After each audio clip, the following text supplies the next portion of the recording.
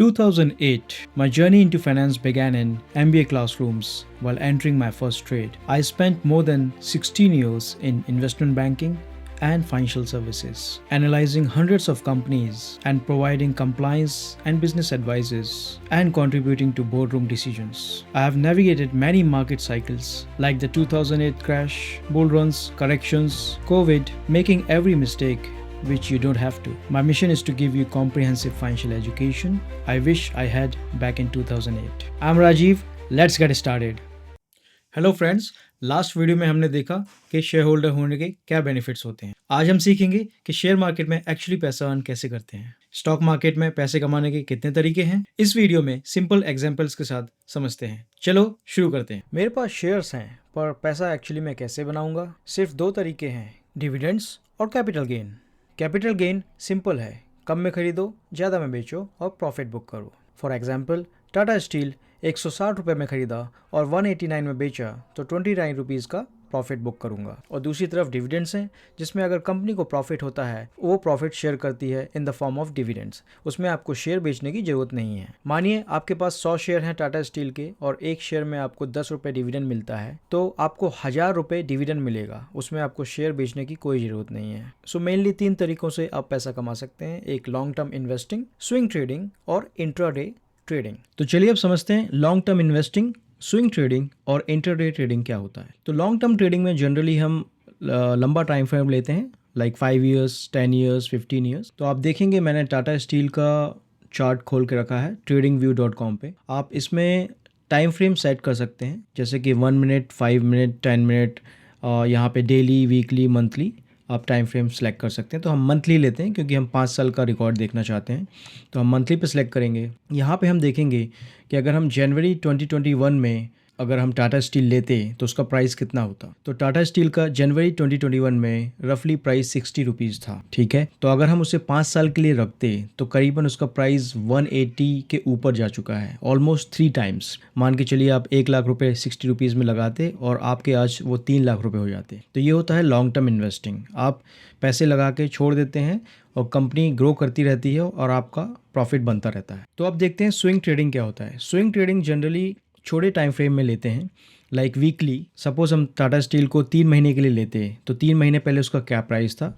हम यहाँ पे जाएंगे और हम वीकली सिलेक्ट करेंगे। तो आप वीकली में देखेंगे यहाँ पे एक कैंडल मतलब एक वीक। तो अगर हमने 20 अक्टूबर के वीक में ये शेयर लिया होता, जिसकी प्राइस अराउंड 172 थी इन द वीक ऑफ 20 अक्टूबर, और अगर हम उसे अभी तक रखते तो हमारी वैल्यू ऑलमोस्ट 180 के ऊपर है, अराउंड 190 भी टच कर चुकी है। तो हमें रफली 18 रुपये का गेन होता इन जस्ट 3 मंथ्स। इसे कहते हैं स्विंग ट्रेडिंग। आपने देखा कि शेयर बढ़ने वाला है या उसका टेक्निकल एनालिसिस किया और आपने उसे कुछ वीक्स के लिए रखा और फिर उसे सेल कर दिया। और इंट्राडे ट्रेडिंग होता है डेली का ट्रेडिंग करना। उसमें हम टाइम फ्रेम बहुत छोटा लेते हैं, like 1 minute, 2 minute, 5 minute, 10 minute. तो अब हम टाइम फ्रेम चेंज करेंगे 5 मिनट का। तो यहाँ पे एक कैंडल आपको 5 मिनट का टाइम फ्रेम दिखा रही है। तो अगर हम 22 जनवरी का ग्राफ देखें तो शेयर स्टार्ट हुआ था अराउंड 186 रुपीज़ पे और क्लोज हुआ है अराउंड 188 रुपीज़ पे। तो यहाँ पे 2 रुपये का गेन हुआ है। तो इंट्राडे ट्रेडिंग करने के लिए टेक्निकल और ग्राफ एनालिसिस बहुत ज़रूरी है, जैसे कि RSI, MACD, exponential moving averages और बहुत सारे इंडिकेटर्स होते हैं। तो डेली ट्रेडिंग में आपको प्रॉफिट भी होता है और लॉस भी होता है, इसलिए डेली ट्रेडिंग करना एक बहुत ही रिस्की गेम है।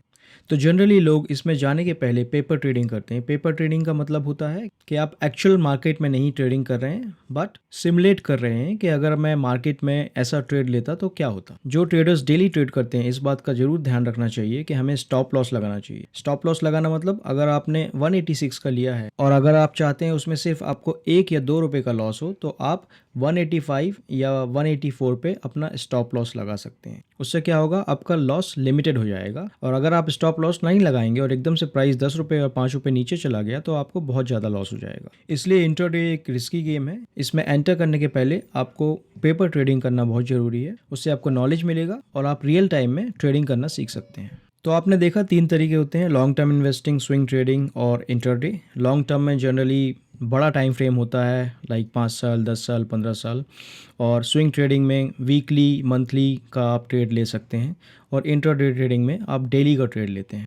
आप डिविडेंड्स को री इन्वेस्ट करते रहो और कंपाउंडिंग का मैजिक देखते रहो। तो चलिए हम रियल लाइफ में कंपाउंडिंग का एग्जाम्पल देखते हैं।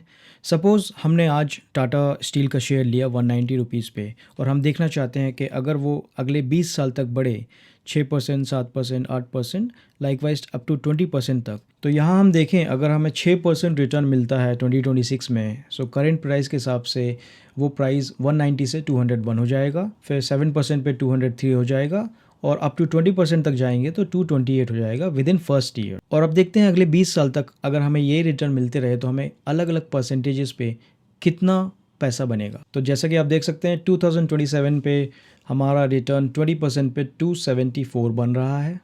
2028 पे अगर हमें 20% मिलता रहा तो 328 बन जाएगा। बट आइडियली ऐसा होता नहीं है, हर साल अलग अलग परसेंटेजेस बनते हैं और किसी साल नेगेटिव भी चला जाता है। तो हम एक एवरेज रिटर्न पकड़ें 12%। अगर आपको 12% रिटर्न मिलता है टाटा स्टील पे, तो आपका return at the end of 20th year which is 2045 1833 rupees हो जाएगा। तो सपोज़ आपके पास 1000 शेयर हैं, तो आप इसे मल्टीप्लाई कर दीजिए 1000 से, तो आपकी जो 18,33,000 रुपये बनेंगे वो सिर्फ आपने 1,90,000 रुपये लगा के बनाए। तो यहाँ पे आपकी वैल्यू ऑलमोस्ट 9 टाइम्स बढ़ गई है। आपने करीबन 2 लाख रुपए लगाए थे और आपको 18 लाख मिल रहे हैं 20 सालों में। तो ये रिटर्न्स आपको इसलिए मिल रहे हैं बिकॉज यहाँ compounding in the background work कर रहा है। कंपाउंडिंग मीन्स आपने एक साल में 6% बनाया, वो 6% आपने री इन्वेस्ट किया, और फिर नेक्स्ट ईयर आपने 12% बनाया, आपने वो 12% री इन्वेस्ट किया, तो वो प्रिंसिपल में ऐड होते जाता है, और जब वो ऐड होते जाता है तो वो फिर से री इन्वेस्ट हो जाता है, और री इन्वेस्ट होने की वजह से आपको इंटरेस्ट में भी रिटर्न मिलता रहता है। इसलिए आपका value over the long time बहुत ज़्यादा हो जाता है। इसलिए हम कंपाउंडिंग को एक मैजिक कहते हैं, बिकॉज ओवर द टाइम आपका इन्वेस्टमेंट बहुत बड़ा हो जाता है। पर हाँ, सावधानी ज़रूरी है। अगर आपने ज़्यादा ट्रेडिंग किया तो ब्रोकर फीस आपसे लेता रहेगा, चाहे आपको प्रॉफिट हो चाहे ना हो। तो हमने देखा शेयर मार्केट में पैसे कमाने के मेनली 2 तरीके हैं, कैपिटल गेन्स और डिविडेंड्स। और प्रैक्टिकली दोनों ही कमाने के लिए आपको ट्रेडिंग अकाउंट और डीमैट अकाउंट चाहिए होता है। और यही होगा हमारा अगला टॉपिक। आई होप आपको ये सीरीज यूजफुल लग रही है। बने रहिए मेरे साथ, मिलते हैं नेक्स्ट टॉपिक पर।